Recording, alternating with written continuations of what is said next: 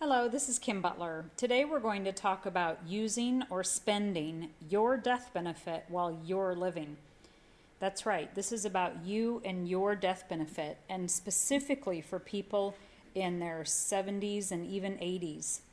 The example we're going to use is age 70, but it could even be done at 65 or even early 60s, because the capability of spending your death benefit while you're living is very real, but it is a tough concept to get our arms around. So today I'm going to be using a calculator called the Distribution Calculator from truthconcepts.com. And this software is available to anybody, but it's particularly helpful in proving to us that the presence of death benefit can help us spend other assets more effectively. I've written about this quite extensively in our small book called Live Your Life Insurance. And the entire second section talks about using or spending your death benefit while you're living. And you really just need to know one sentence, and that is that you can spend or use your death benefit while you're living by paying down assets. Think of the death benefit as a permission slip. There's even an article called Permission Slip written by a CPA 10 or so years ago that gives us some of these examples as well, the same that I have covered in the book. But in today's conversation, we're just going to pay attention to one, maybe two particular strategies. So the product is whole life insurance with the paid up edition rider, and the strategy is paying down an asset base so that you can get more income.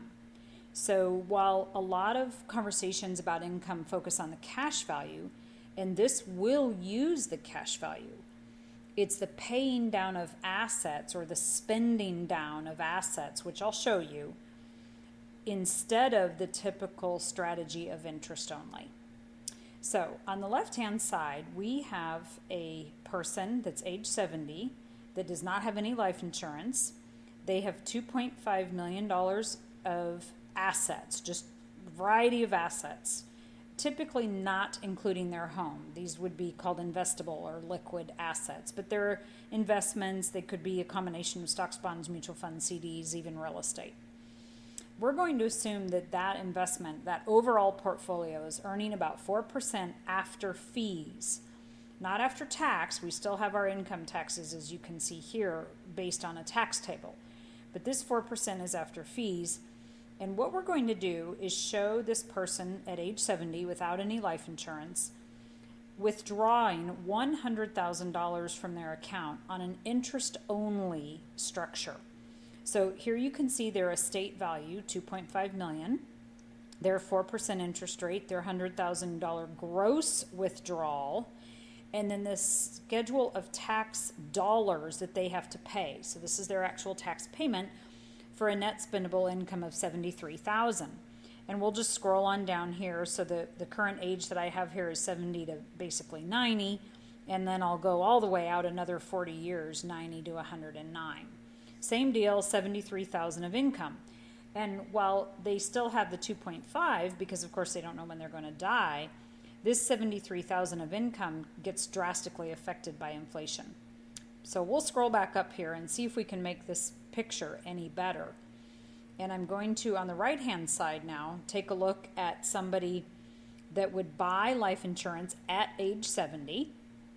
And so now, let me turn the life insurance off for a minute so that you can see they have the same $2.5 million of an asset base. $2.5 million of asset, 4% interest rate. Everything's the same so far. Both people at age 70, both people healthy and able to qualify for insurance. They have what we're showing as a $220,000 withdrawal. And notice that their $2.5 million estate slowly decreases over time, takes about 17 years or so for it to go down to zero. Now, this could be a scary proposition if you didn't have the life insurance as a permission slip to spend or pay down this asset. That's what we're talking about. You're spending or paying down this entire $2.5 million. Now, I'm not showing the life insurance yet. I'll include that in just a minute. I want to show you something else. So we've got our 2.5 million all the way down. We've got our same 4% interest rate all the way down. You'll notice the gross withdrawal starts at 220 and also goes down because it's a function of the interest, but it's really more a function of the principal. And because our withdrawal is a combination of principal plus interest, the larger withdrawals down towards the bottom are mostly principal, and that causes our tax payment to go down. You'll notice the tax payment starts high at $26,000, same as the person on the left-hand side without life insurance, and goes down, down, down to zero every single year. That enables our net spendable income to remain at $193,000 throughout this entire time. So this, now I know it gets scary down here. Like I said, I have not included the life insurance yet. So this $193,000 is showing the net spendable income. And of course, if we compare the two, you can see that it is drastically different than the person that does not have any of the net spendable principal. They're only net spending interest. Now, when we add the life insurance, you'll notice that the net spendable income went down because we had to spend some money on life insurance. You'll also notice that the estate value goes up. And for most people, that's not the goal. So we'll get to that in a minute. But I do want to point out that we've added a little more than $1 million here. So let's go take a peek at the life insurance real quickly. So when we look at the life insurance, just ignore these numbers down here. Just look right up here. At the top right, we have a $110,000 premium plus paid up addition structure that goes into the life insurance for 10 years only. So it is a $1.1 million death benefit. That's including paid up additions. You'll notice the cash value is very, very low in the early years compared to what we've put in it. But you'll also notice in the later years that it gets much higher, goes up a little bit, and then it actually starts to come back down because of our withdrawals. We'll talk about that in a minute. But I just wanted you to see that you're spending $110,000 for the life insurance for 10 years only. Again, this is from the pay down of the asset, and that's creating a cash value and also a death benefit. And by the way, at age 70, this particular policy's internal rate of return is just at the 5% mark, a little bit above it. Okay, so going back to our distribution calculator, we can see the estate values going down. That's because of the pay down structure. So that's what you're remembering. You're paying down assets. You're taking the $2.5 million and you're paying $110,000 a year. So let me back up. You're taking the $2.5 million, you're taking out $220,000, paying $110,000 to the insurance company, paying some taxes, and getting a net spendable of $83,000, which of course is $10,000 more than the other person without the life insurance. And if we just scroll all the way down, we can see that over the entire 40-year period that we're looking at here, now I know 40 years sounds like a long time for a 70-year-old, but it actually is very reasonable these days that a healthy 70-year-old, which of course you'd have to be pretty healthy to qualify for the life insurance, could live well past age 100. So if we just look at this all the way down, you've got a total income greater of $400,000 over the time, but we're not done yet. So again, the principal points are you take some of your assets, you buy life insurance, you pay down or spend down your principal. Now, if we include the income from the other assets, which in this case are two things, and we scroll down here, we still see our net spendable income of $83,000, and it continues on that entire time, $83,000. And we'll notice that the tax payment actually starts to crawl back up there, and that's because we are doing two things. We are taking income from the life insurance. And so again, I will just show this to you.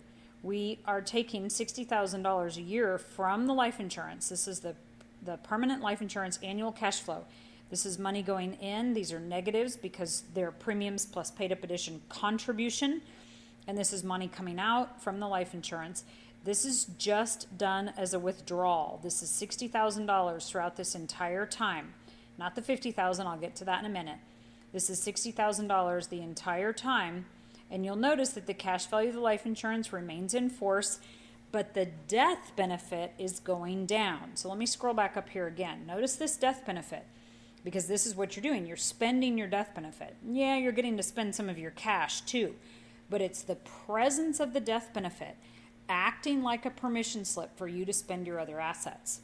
So this death benefit, 1.1, 1.2, 1.3, 1.4, 1.5, 6, 7, and then it starts to head down again, 1.6, 1.5, 1.4, 1.3, 1.2, and it crawls back on down to 1.2, which is actually still greater than what we started with.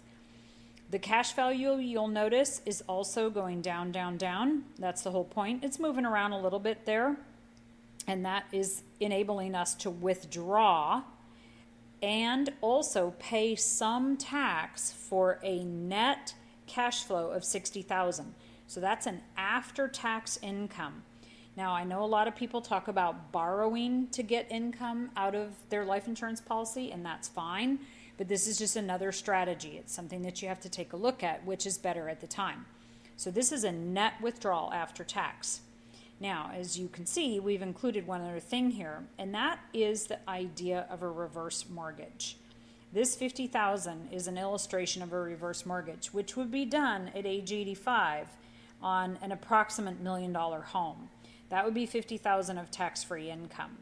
So those two numbers together enable us to continue withdrawing money, and as a matter of fact, they even start to add to the account down here in the early age 100s. And again, the entire income over this time is $400,000 greater, and the estate is $4 million as opposed to 2.5.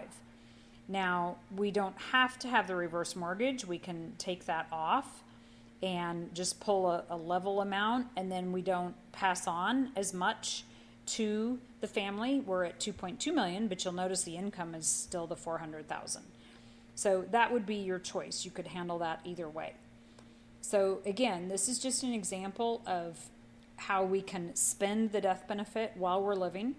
We are doing a pay down of this 2.5 million. I'll show that to you again. The 2.5 million up at the top for the $110,000 per year life insurance, creating the cash value. And what that does is it makes the life insurance, hold on a second, it makes the 110,000 life insurance, makes the account go from 2.5 to 0 over that period of time. And then when we add the life insurance, our net worth for the family goes up, and our income is actually higher. So in this case, you're actually doing good on both accounts, which means that we could probably push these numbers up a little bit, but we did it conservatively today just to make sure that we were absolutely going to be able to maintain that income stream. So again, the pay down, I'll take the life insurance off. You're paying down or spending down your assets and purchasing an amount of insurance. We did, this is again a $2.5 million estate. We did $1 million of insurance. There's not any great rules of thumb, but it does give you a perspective on the level of insurance that's appropriate. And again, if we look at the life insurance, we've put in about $1 million over this time. It's worth about $1 million of cash value and about $1.5 million of death benefit. And it's the death benefit that we're focused on, absolutely guaranteed, no more premiums. And that creates $60,000 from age 85 out to 109 with still $1.2 million of cash. And then this $50,000 was the reverse mortgage. So I tried to cover all the facts there again a second time just so that you could see it. But this is spending the death benefit while you're living, spending the death benefit while you're living. Again, covered in another example at liveyourlifeinsurance.com. And this is Kim Butler with Partners for Prosperity. I hope it's been helpful to you.